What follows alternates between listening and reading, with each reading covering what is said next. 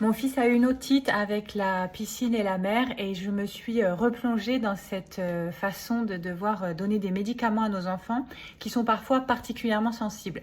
Si vos enfants prennent des médicaments très facilement et que ça se passe bien, bah, faites autre chose plutôt que de regarder cette vidéo. Et pour les autres, je voulais vous partager l'inspiration de Faber et Maslich dans le livre bleu Parler pour que les tout petits écoutent parce qu'il y a plein de thématiques qui sont traitées. Et vraiment, cette approche, elle est pour moi, en tous les cas, d'un grand soutien et d'une grande sensibilité. La première chose à faire, et ça c'est valable dans toute l'approche de Faber et Maslich, c'est d'accueillir et de reconnaître les sentiments. C'est souvent l'étape que l'on a tendance à bâcler ou à oublier avec le temps et on a tendance ensuite à penser que la parentalité positive et bienveillante ne fonctionne pas. En fait, c'est pas du tout ça. C'est souvent nous qui fonctionnons mal, si je puis dire ça comme ça, parce qu'on a été un petit peu trop vite en besogne. Autre chose très importante, quand vos enfants vivent des émotions très fortes, et ça peut être le cas avec les médicaments, évitez de donner un choix. Quand on donne un choix à nos enfants, on s'attend à ce que ça fonctionne. C'est-à-dire que, sous-entendu dans notre état d'esprit, il y a un petit peu cette idée, vu que je t'ai donné le choix, une fois que tu as choisi, ça va devoir fonctionner. Donc on va reporter la responsabilité du succès et du résultat sur nos enfants, alors que c'est nous l'adulte, d'accord? Donc les choix, c'est sympa à faire quand...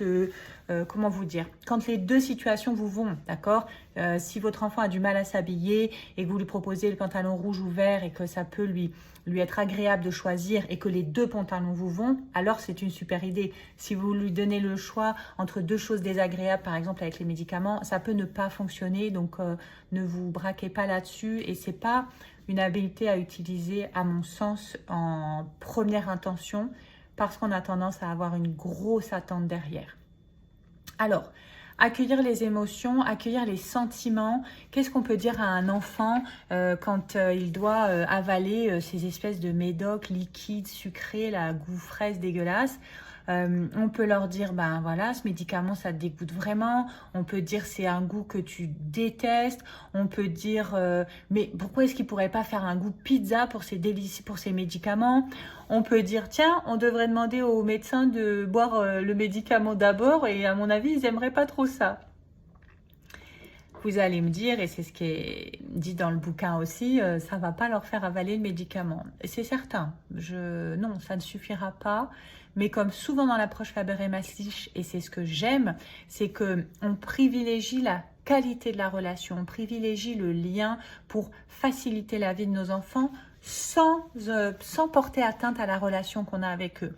En fait, c'est une première étape pour les mettre un petit peu plus dans l'humeur de coopérer, dans l'humeur d'avancer. La deuxième étape, ça pourrait être d'accuser réception que c'est une situation qui est difficile et on va enclencher une résolution de problème. Comment pouvons-nous mettre ce médicament dégoûtant dans ton corps de la manière la moins dégoûtante possible? Nous avons besoin d'idées. Et là, vous allez avoir des enfants qui spontanément, parce qu'ils ont été accueillis précédemment, vont pouvoir faire des suggestions qui seront tout à fait acceptables et qui faciliteront cette prise de médicaments.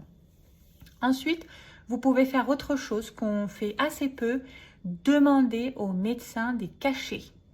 Demandez des cachets. Ensuite, vous n'avez plus qu'à les écraser et à les mettre dans la compote, dans la crème dessert, dans la semoule, peu importe ce que votre enfant peut aimer manger. C'est beaucoup plus facile et beaucoup plus agréable. C'est vraiment une option qui est importante. L'autre option que vous connaissez peut-être, c'est d'utiliser le jeu avec les jeunes enfants. On peut vraiment se transformer en observateur de cette potion magique qu'on va voir couler dans la gorge de notre enfant. Comme il n'a pas envie de la prendre, on lui propose d'en prendre une toute petite gorgée et puis on va s'extasier de voir ce liquide couler. Donc il va en prendre un peu plus et on va voir couler ça jusqu'aux genoux et on aura hyper envie de voir si ça peut arriver jusqu'aux pieds. Toutes ces façons de faire ne vont pas forcément fonctionner, mais elles vont mettre dans une bonne disposition et dans un joli rapport aux médicaments.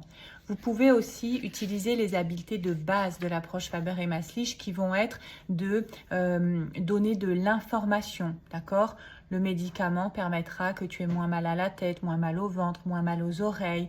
Le médicament permettra que tu sois plus en forme pour aller jouer demain chez tes copains. On peut donner des informations comme ça extrêmement courtes. Voilà, j'espère vous avoir un petit peu soutenu par rapport à ce sujet délicat des médicaments et je serai ravie de répondre à vos questions si vous en avez.